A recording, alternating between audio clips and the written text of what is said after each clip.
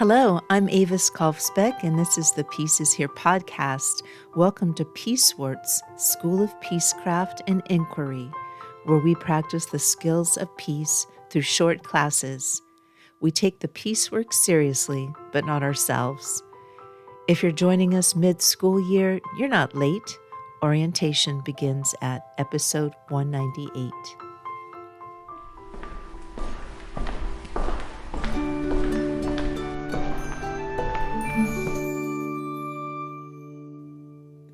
Welcome back to Peacewarts, Peace Scholars. We are in Resonant Charms 101 in the Echo Chamber. In our last lesson, we focused on the doorway sentence, the art of the opening. Today, we move into the structural work of the conversation, de-escalation framing. This is the skill of adjusting the weight of a situation so it doesn't crush the possibility of peace. The 20th century American psychologist and developer of client-centered therapy, Carl Rogers, once observed, "The very essence of the creative is its novelty, and hence we have no standard by which to judge it." The entry, stripping the anchors. In the Department of Resonant Charms, de-escalation framing is the practice of removing the lead weights from your language. When a conflict is peaking, people tend to use anchors, words like always, never, or impossible.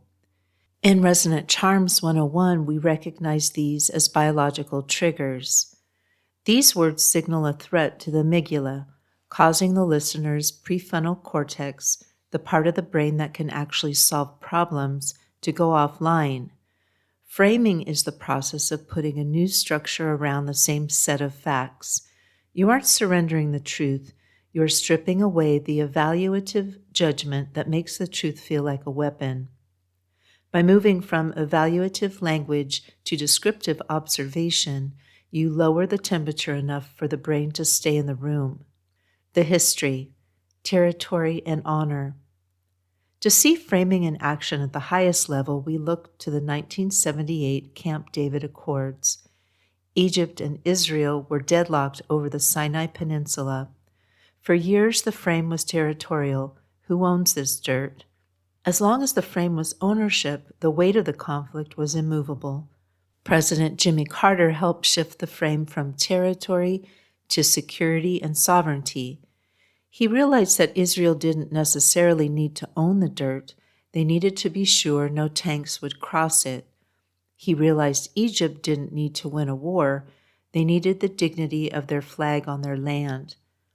We see this same charm in the Colombian peace process, where negotiators made a pivotal linguistic shift. They stopped using the word surrender, which is a heavy character-based anchor, and replaced it with the phrase laying down of arms. This was a descriptive behavior-based frame. It allowed for the preservation of honor while achieving the exact same physical result. By changing the category of the problem, these negotiators found a way for both sides to say yes without surrendering their core truths. The thesis, the behavioral stairway. The lesson for today is that a blunt truth often causes more damage than a precise one. To master de-escalation framing, we look to the FBI Behavioral Change Stairway Model. This model teaches that you cannot move someone to a new behavior until you have moved through empathy and rapport. Reframing is the top of that staircase. It requires you to be a curator of facts. You must identify the core truth, the need, and separate it from the aggressive packaging it arrived in. When you reframe an opponent's demand as a concern, you're not being soft, you're being structural. You're taking their high-frequency panic and grounding it into a manageable request.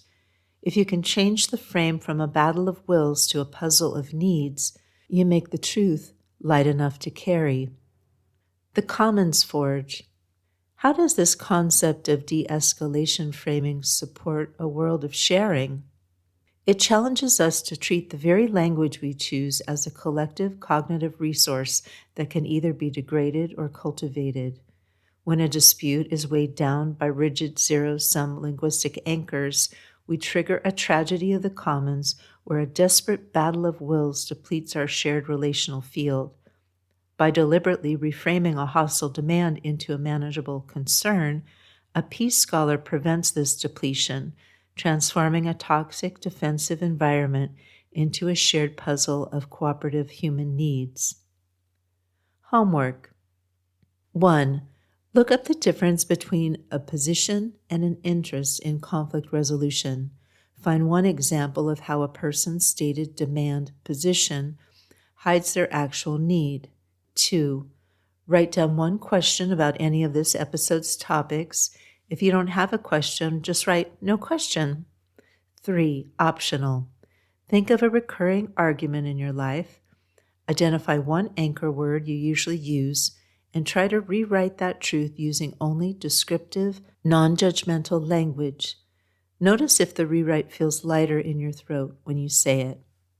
If you'd like to read more on this subject, some book suggestions are Getting to Yes, Negotiating Agreement Without Giving In by Roger Fisher and William Ury, a global gold standard for negotiation that teaches how to separate structural positions and demands from actual underlying interests to reframe disputes.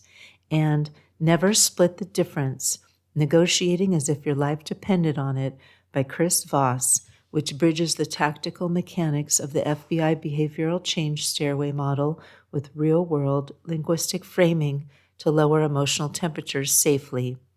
These are also in the show notes with the homework. The clear signal. A clear signal is not a blunt object. You can be firm in your values without being heavy in your delivery. Look for the anchors in your speech today and see if you can cut the line to let the conversation rise. Until our next lesson, keep your heart in the harmonic. Class dismissed. Thank you for listening. If you're looking for your next read, I write books about strong friends, wild places, and a future worth the effort. The Pedro the Water Dog Saves the Planet series follows two best friends, Tilly and Camus, strong, funny, and in love with the wild world, who decide their small choices add up to something. Hopeful eco-fiction for grown-ups, climate fiction without the doom. You can jump in anywhere or start with book 1. In one more year, Tilly can swim like a dolphin and run like the wind. She just never learned to cycle, which is a problem because she's decided to attempt her first Ironman. Her reason isn't glory. It's a quiet, stubborn idea. If one ordinary person can finish something this hard, maybe a whole town can be talked into buying less, wasting less, and keeping their stuff longer. One more year.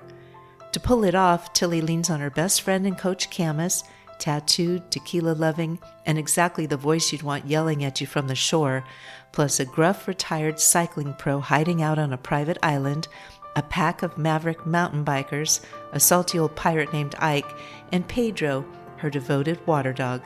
Together they train, scheme, fall a little in love, and slowly realize their northwest lake town of Sandglass is facing a threat bigger than any race. My books are available wherever books are sold, including at aviskalfsbeek.com. Podcast music is by Javier Pequi Rodriguez, and the track is I Am Late, Madame Curie. Sound effects are from Pixabay. Regarding peace, we need not delay or despair. We are not late. We are right on time to love. We are all scholars of peace. Listen for the peace.